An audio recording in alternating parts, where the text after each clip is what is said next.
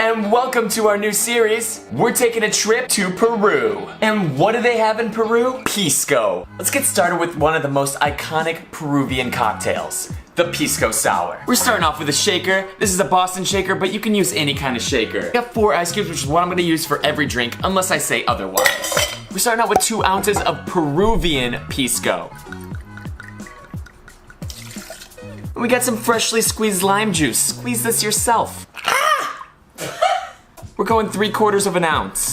Now let's make some simple syrup. Half a cup of cane sugar, half a cup of warm water.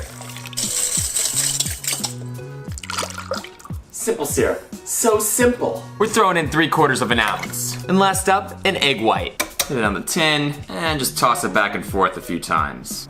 All right, let's shake this guy up. I'm gonna shake this for 20 seconds.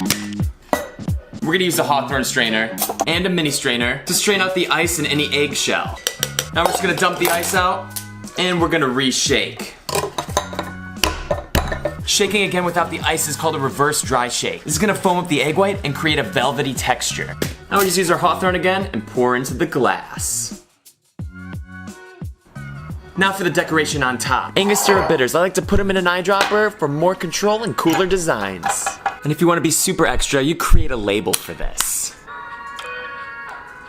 I'll link all this stuff up in the description if you want to be ridiculous. Now we can control our Angostura bitters better. Let's throw in 5 drops. Then you take like a little toothpick and you just run it through.